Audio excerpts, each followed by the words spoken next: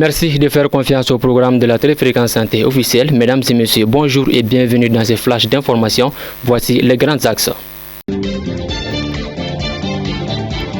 C'est ouvert au CICB à Bamako un important séminaire sur la médecine du sport et les grandes manifestations sportives ce samedi 19 juillet 2025. Dans l'information dans ce flash.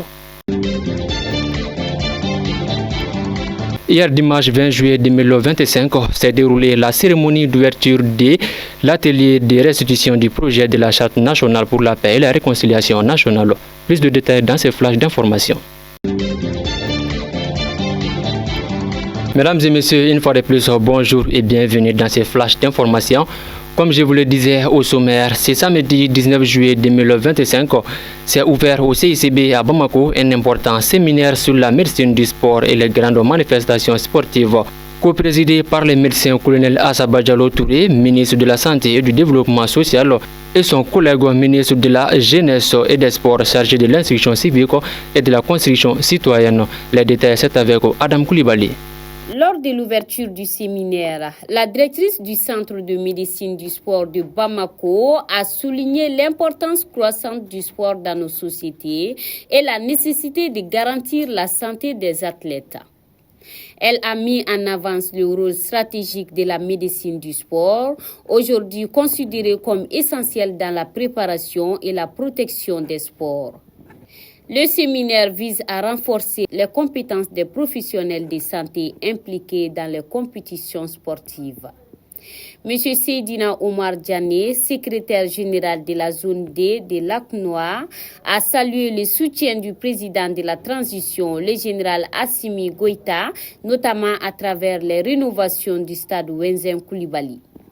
Le médecin colonel Assaba Diallo Touré a souligné la pertinence du séminaire à l'approche d'événements sportifs majeurs, insistant sur la formation des agents de santé pour assurer une prise en charge optimale des sportifs. Elle a exprimé sa confiance dans la capacité des professionnels à pallier les limites matérielles par leur expertise. Enfin, Madame le ministre a réaffirmé l'engagement des autorités à promouvoir le bien-être des jeunes en citant un esprit sain dans un corps sain. Sur un tout autre plan, la cérémonie d'ouverture de l'atelier de restitution du projet de la Charte nationale pour la paix et la réconciliation nationale au dimanche 20 juillet 2025.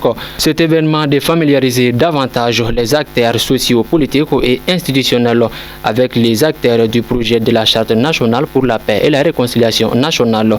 Sansouba Koulibaly nous a dit plus. Pour le président de la commission de rédaction du projet de charte nationale pour la paix et la réconciliation nationale, Ousmane Issoufi Maïga, ces travaux qui auront duré plus de 6 mois et mobilisé les Maliens de l'intérieur et de l'extérieur ont été particulièrement nourris par des contributions de qualité. L'accent a été mis sur le caractère des documents de référence qui concourent la sécurité, la paix, la réconciliation, la cohésion sociale et le vivre ensemble. Le Premier ministre a lancé un appel fort. Nous devons œuvrer chacun et tous sans relâche pour écrire ensemble cette nouvelle page. Enfin, a-t-il poursuivi de rendre irréversible la nouvelle approche endogène du processus de paix basé sur les valeurs sociales et culturelles maliennes pour refonder l'État et recoudre le tissu social. Il a exhorté les participants à avoir comme repère l'attachement du peuple malien à son unité, à son histoire, à sa diversité et à ses valeurs socio-culturelles, ainsi qu'à faire des 3 principaux directeurs de l'action publique spécifiés dans l'article 34 de la Constitution du Mali, leur boussole. Sur un tout autre plan, l'état-major général des armées informe l'opinion que dans le cadre des opérations de sécurisation du territoire et de protection des personnes, les FAMA ont mené une série de frappes ayant permis de neutraliser de nombreux objectifs terroristes courant 15 juillet 2025.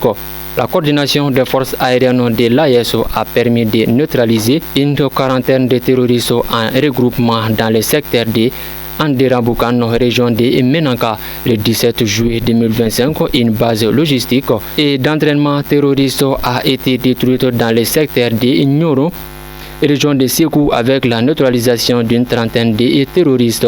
Le 19 juillet 2025, les FAMA ont détruit 2 pick-up transportant des combattants terroristes armés qui jalonnaient le convoi logistique aux FAMA. Les mouvements vers Agueloko, cela a permis de couper court aux vigilettes des groupes armés et terroristes. Le même jour, une base logistique et d'entraînement terroriste a été détruite dans le secteur de Tin Aïcha, région de Tombouctou. L'état-major général des armes rassure que la cherche et la destruction des terroristes est continue. Et voilà, mesdames et messieurs, ainsi s'achève cette édition. Merci à vous de l'avoir suivi et merci également à l'ensemble de la rédaction pour leur assistance. Bonne suite de nos programmes à toutes et à tous sur la téléfréquence santé officielle. Au revoir.